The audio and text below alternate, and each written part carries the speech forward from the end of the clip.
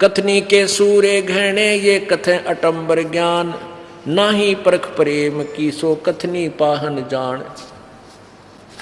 कथनी के सूरे घृणे ये घर में कहते ज्ञान, और बाहर जवाब आवे नहीं फिर लीद करें मैदान। अब जैसे एक सर्वानंद नाम का एक बहुत बड़ा विद्वान पाक रहा था, उसकी माता ब्राह्मण था वो, उसकी माताजी शारदा रानी थी। वो बहुत नेक आत्मा थी, लेकिन किसी प्रारब्ध के कर्मवश वो बहुत परेशान थी, शारीरिक कष्ट था, मानसिक परेशानी रहती थी। तो परमेश्वर कबीर जी के शरण में जाते ही उसका सब कष्ट निवारण हो गया था। और उससे पहले उसने सब विद्वानों से, सब जंतर मंतर करने वाले सभी पंडितों से अपना ट्रीटमेंट करवा लिया, दवाई भी ले ली थी। सब ने यह कह दिया था कि तुम तेरे प्रारब्ध का कर्म है, शारदा तने भोगना ही पड़ेगा। श्री राम ने भोगा, क्योंकि नारद ने श्राप दिया था श्री विष्णु जी को, रामचंद्र रूप में प्रकट हुए, एक जीवन पूरा दुख पाए। श्री राम ने बाली को मारा था, सुग्रीव के भाई को, उसका बदला भी श्री कृष्ण बनकर दिया। वो सुग्रीव वाला भाई बाली तो बना शिकारी, श्री कृष्ण जी के पैर में विषाक्त तीर मार कर उनका बदला लिया। तो इसलिए प्रारब्ध में किया हुआ कर्म तो भोगना ही पड़ेगा। तो परमेश्वर कबीर जी की कृपा से, उनके आशीर्वाद मात्र से उसका सारा रोग कट गया। फिर उसने नाम लिया, भक्ति प्रारंभ की, फिर अपने पुत्र की। उसके पुत्र को क्या अभिमान हो गया कि मैंने पूरे सभी विद्वानों को, ब्राह्मणों को पराजित कर दिया शास्त्रार्थ में।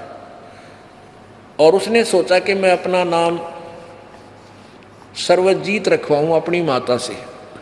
तो सर्वानंद ने अपनी माता शारदा जी से कहा कि माँ, मेरा नाम सर्वजीत रख दो। माँ ने कहा, बेटा सर्वानंद कौन सा बुरा नाम है, ये बहुत अच्छा नाम है, कारण क्या है? तो सर्वानंद ने कहा कि माताजी, मैंने सभी विद्वानों को शास्त्रार्थ में पराजित कर दिया, और मैं चाहता हूं कि मेरे नाम से ही विदित हो जावे कि ये है वह सर्वजीत जिसने सब विद्वानों को पराजित कर दिया। तो उसकी माँ बोली, भाई एक विद्वान को और पराजित कर दे, फिर अपने पुत्र का नाम सर्वजीत रख दूंगी।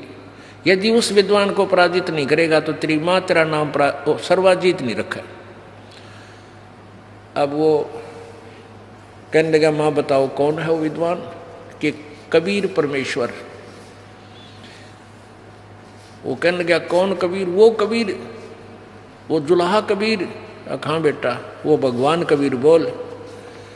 वो कहने लगा, माता वो तो अनपढ़ है, शिक्षित तो वो क्या जाने वेद शास्त्रों के बारे में, अभी गया अभी आया। अब सर्वानंद परमात्मा के पास पहुंचा।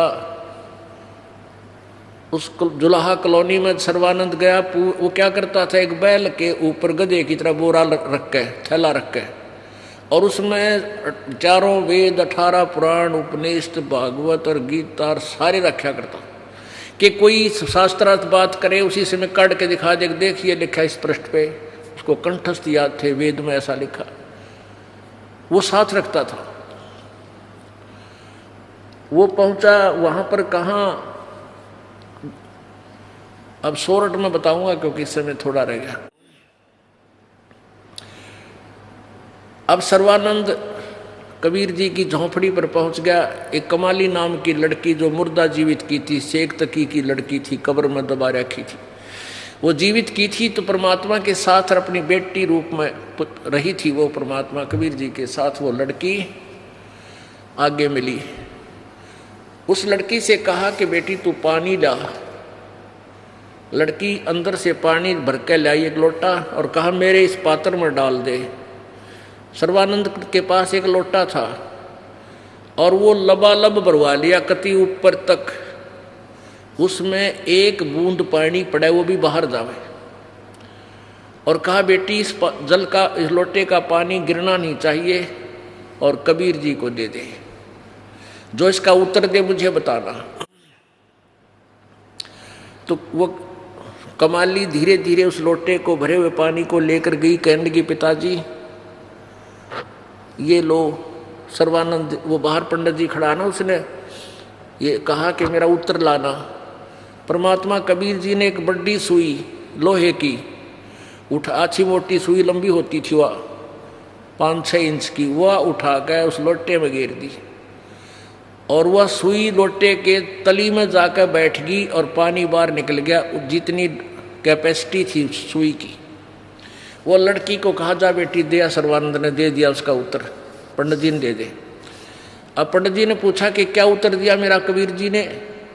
लड़की ने कहा पिताजी ने इसके अंदर एक सुई डाली है, कोई उत्तर नहीं दिया। कहा ये इसका उत्तर ही है। फिर वो अंदर आकर कहने लगा कि कबीर जी आपने मेरे प्रश्न का क्या उत्तर दिया? परमेश्वर ने कहा प्रश्न बताओ पंडित जी। अब सर्वानंद ने कहा कि मैंने सभी विद्वानों को पराजित कर दिया शास्त्रार्थ में, और मैंने अपनी माता शारदा जी से अपना नाम सर्वजीत रखवाना था। उन्होंने शर्त रख दी कि मैं आपको शास्त्रार्थ में पराजित करके आपसे लिखित रूप में लेकर जाऊंगा तो वो मेरा नाम चेंज करेंगी, नहीं तो नहीं करेंगी। तो मैं आपसे शास्त्रार्थ करने आया हूँ और मेरा ये प्रश्न था कि मैं ज्ञान से ऐसे परिपूर्ण हूँ जैसे ये लोटा कति लबालब भरा जल का, इसमें और जल डाला जाएगा वो बाहर जाएगा, इसमें समाएगा नहीं। यानी मैं इतना ज्ञान युक्त हूँ, मेरे साथ चर्चा करना भी तेरा व्यर्थ होगा, तेरी बात का असर मेरा नहीं होगा। परमात्मा बोले मेरा उत्तर सुन ले। मेरा ज्ञान ऐसा ज्ञान है जैसे मैंने ये सुई डाली तेरे लोटे में, या सुई तेरे लोटे के तली में जाकर बैठ गई, तेरा पानी बाहर निकल गया। मेरा वो ज्ञान है तेरे हृदय में जाकर बैठ जाएगा, तेरा ये थोथा पानी सारा बाहर निकल जाएगा। और ज्ञान सब ज्ञान डी कबीर ज्ञान सो ज्ञान, जैसे गोला तोब का युग करता चला मैदान। सर्वानंद कहने लगा अच्छा तो करो प्रश्न। परमात्मा ने कहा कौन ब्रह्मा का पिता है, कौन विष्णु की माँ, और शंकर का दादा कौन है? सर्वानंद देव बता। अब क्या बताते हैं? कथनी के सूर्य घृणे ये कहते अटंबर ज्ञान, और बाहर जवाब आवे नहीं, फिर लीद करे मैदान। अब लीद कर गया वो सर्वानंद, चौड़ा हुआ अंडा था वहां लीद कर गया मैदान में। और गदा को बोधे है घोड़े ने बजा देना उनका कंपटीशन में, और वो बहाना करके लीद करने लग जाएगा, आगे ना चले उसमें। सर्वानंद यानी ये सारे विद्वान नो लीद कर गए मालिक के। परमात्मा से नहीं टकराव थी, इतने दांडी पाके अंडे थे। जब बराबर में चाल जब स्पीड खींची तो कर गया लीद। ब्रह्मा विष्णु सर्वेश्वर महेश्वर का कोई पिता नहीं, कोई माता नहीं। ये फिर परमात्मा ने कहा देवी भागवत निकाल, 3रा स्कंध, उसमें पढ़ा, उसमें के पाया? मान्या फिर भी नहीं, क्योंकि सारे ग्रंथ संस्कृत में थे। संस्कृत पढ़ के और में लाग गया बनो टा घणी जोर तक बोलता रहा। अब जो वहां दर्शक थे वो जुलाहे थे सारे अशिक्षित। सर्वानंद बोला कोरी संस्कृत बोलता गया और पूरा क्यों बता दिया। और जितने श्रोता थे वो भी इस बात से, इस ज्ञान से सने पड़े थे कि ब्रह्मा विष्णु महेश के कोई माता पिता नहीं। तो सभी ने उस संस्कृत के अधिक बोलने मात्र से सर्वानंद को विजयी कर दिया और ताली बजा दी। परमात्मा बोले भाई ठीक है, मैं हार गया तो जीत गया, विद्वान लिखवा लेके लिखवा होगा। अब वो लिखवा के ले गया कि सर्वानंद जीत गया, कबीर साहब हार गए। कबीर साहब की अंगूठा करवा लिया। अपनी माँ को जाके सुनाने लगा कि ले माता जी, उसने जाते हार मान ली मेरे तय। माँ बोली बेटा सुना पढ़ के सुनाने लग गया। शास्त्रार्थ में सर्वानंद हार गया, कबीर साहब जीत गया। उसकी माँ बोली रे तू नहीं कहता मैं जीत का है, तू तो हार का रहा है। ओहो माता जी गलत लिखा गया, फिर जाता हूँ। फिर गया दोबारा, फिर लिख लाया, आके फिर सुनाया, फिर यही लिखवाया था ये कबीर जी हार गए, सर्वानंद जीत गया। माँ के पास आवे तो वो उल्टा लिखा पावे कि कबीर साहब जीत गए और सर्वानंद हार गया। सच्चाई तो यही थी।